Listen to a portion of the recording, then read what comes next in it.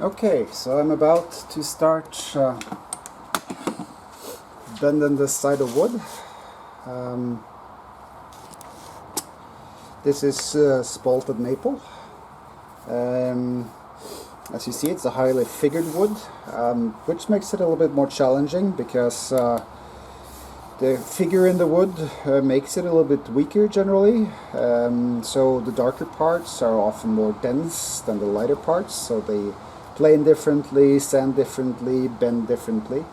So you have to be a little bit aware of how the wood acts when you do this, because it can more easily crack. Now this piece I've sanded down and brought it planed and sanded down to about 2.2 millimeters. Maple is fairly easy to bend at that temperature, but it's also a little bit floppy, so you have to be careful.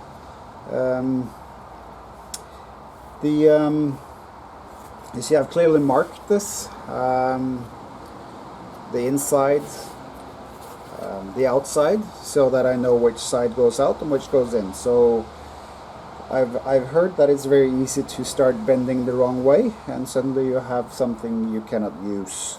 So I clearly marked the neck part, the middle part, the back part, and the inside and the outside. Now I like bending the middle first. It's the sharpest curve, and once you have that, then I do the lower bouts and then the upper bouts. And it's important to be very gentle and take it slow.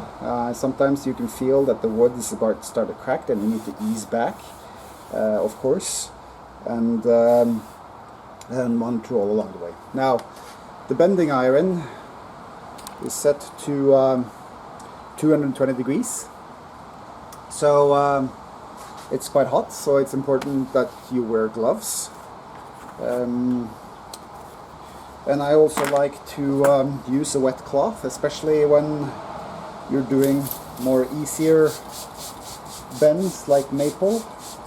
Then I like to put down and also lighter woods, I like to put down the wet cloth to avoid scorching of the wood. Now, because then that's something you have to sand out, and with the lighter woods, it can go deeper if it's too hot. Now with the more dense woods, I tend to bend right on the bending iron, because it just doesn't get hot enough sometimes if I have a cloth in between. Now, I want to do the first bend. I know this is the top, this is the top, this is the middle, this is towards the back. So my first bend is going to go this way, downwards. And I have my template close nearby to double check that I'm actually doing the right things. So let's start.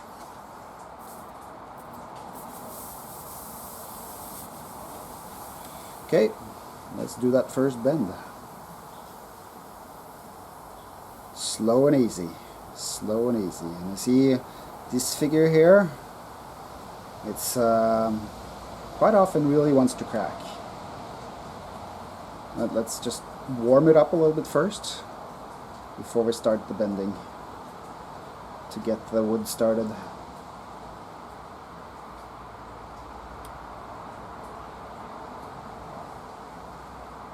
Slow and easy, so we don't break it. And I considered, you see, I have a lot of the figure part right on the sharpest bend, and in general it might be something you want to avoid, as that's, you know, the biggest chance of cracking or breaking right on where the most figure is. But if you take it slow and easy, it's something that's definitely doable.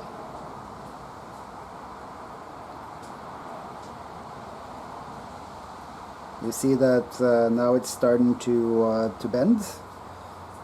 With the maple, it's like I said, it starts happening fairly quickly. And you're already seeing that at the end here, it's starting to act up a little bit because of the figure. But Sometimes when that happens, it gets very hot to put your fingers there. But I sometimes also use like scraper to press down on the wood so that it will maintain its shape and not crack. And that works pretty well too. So you see this one is shaping up nicely and quickly. Already gone pretty quick to bend that. And we are almost at our angle already. And if you worked with other woods like Brazilian tiger wood, for instance, ebony, even rosewood, you know that this first bend can take a while with the harder rosewoods. But so I'm realizing maybe I should, you know, work more with maple because this is nice compared to some of the other ones I've bent.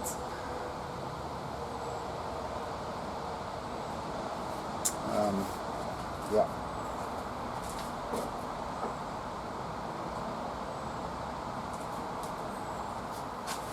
The other nice thing about maple is that the pores are quite small, which means in general you don't have to do any pore filling on maple, and that's can be a very time-consuming task, but important to get the right finish. But on maple you don't have to do that part in general, which is saves a lot of time. And especially if you're a first-time builder as well, the filling of the pores can be a little bit of a daunting task. I think we got it. There we go. Perfect. Okay. So I'm just gonna let that cool off for a moment. So the nice thing about maple too, it doesn't have a lot of springback, and springback means that the wood just wants to keep its original shape, and sometimes it will just start going back to that shape, which is what's called springback. And so sometimes you just have to go back and rebend the woods multiple times, and that's with the Brazilian tiger wood I did on the last guitar. I had to go, while I was bending, I had to go back multiple times, but also the day after I had to go back and rebend parts of it because it just didn't want to stay in the guitar shape. For some reason, trees don't come in the shape of a guitar.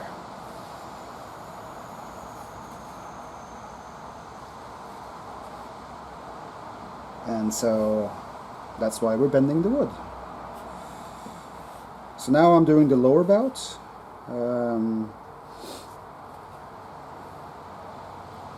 And obviously, you know, the thicker the piece of wood is, the harder it is to bend.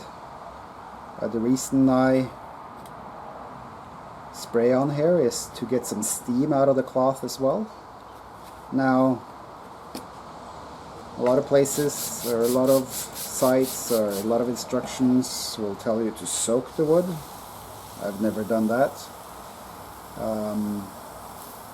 So I just always have used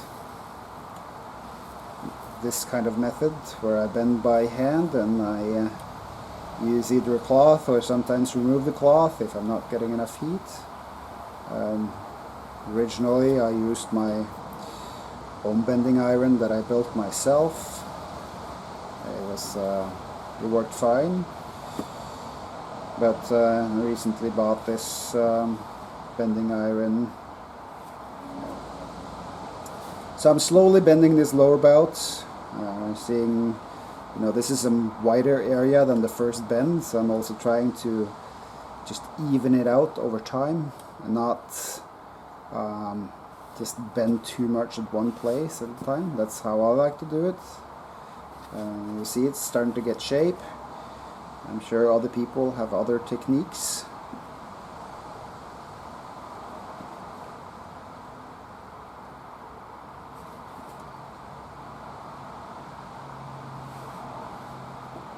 but easy does it. It's very easy to want things to go faster, and so applying more pressure, it's a fine balance, so take it slow. And especially when, you know, nearing the end of bending a section, you have a tendency to, at least I have sometimes, wanting to rush things to get it done. And that's usually where, you know, errors happen, when you're trying to rush through something. I've done that with power tools sometimes, thinking, gosh, I am tired of this hard work, I'm just gonna grab the belt sander. Never use a belt sander on anything related to guitar making, I would say. Now, the thing about building guitars is finding ways to fix your errors is one of the biggest skills you can have. So, or that's something you have to learn early, because you will make everybody makes mistakes, and figuring out how to fix them is just a big part of creating final instruments, or creating any kind of woodworking project. So we're seeing that it's starting to take up some shape, so I'm going to check it.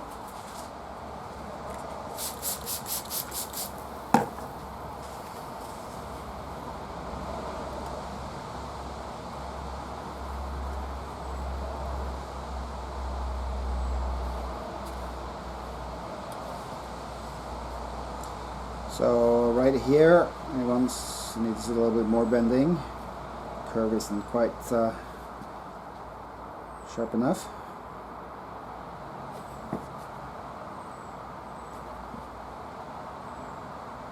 All along here, really, but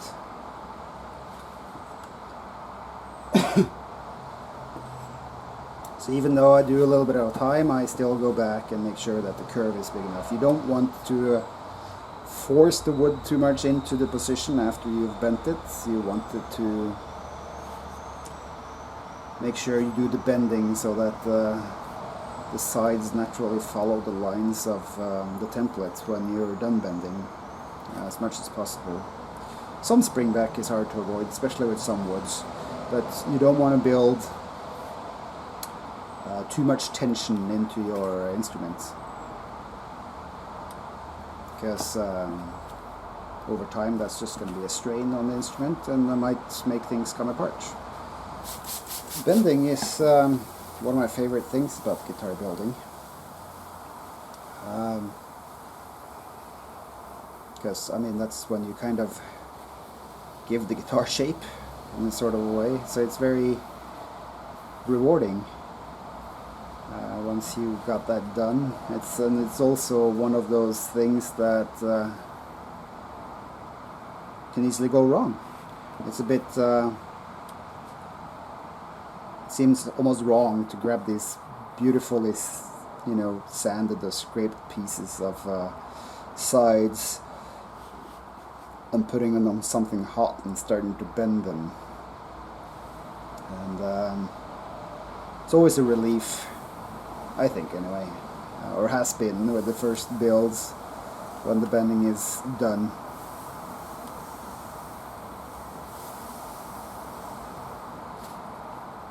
So the bending iron kind of has this flat top, which I like to use for the wider curves, but it also has this thinner front edge that you can use to the sharper curves, or where you just need a little bit extra.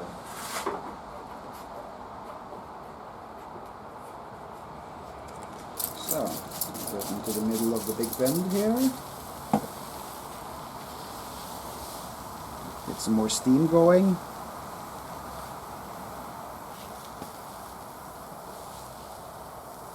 Hey, who wants to watch bending minute by minute? It's maybe not that exciting.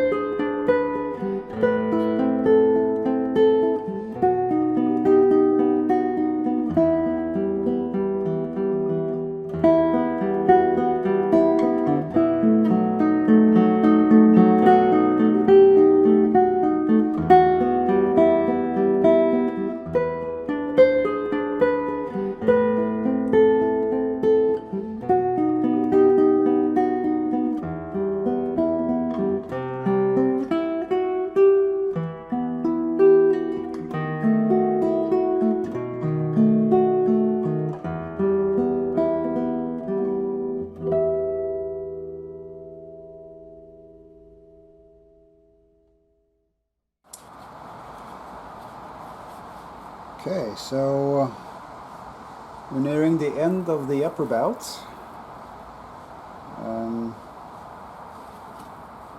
This is the time you often kind of want to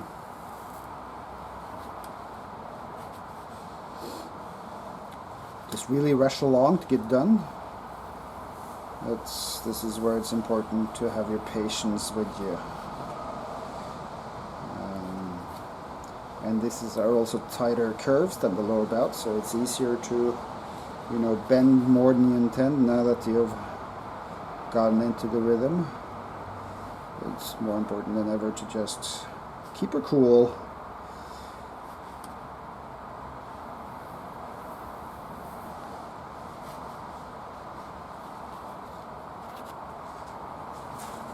Keep it hot there forever.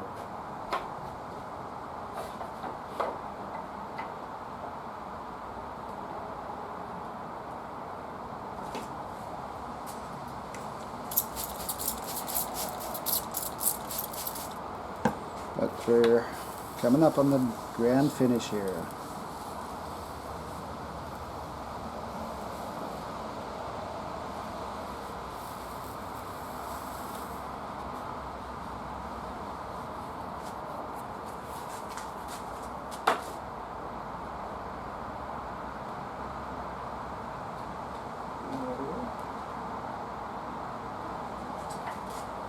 And there we go.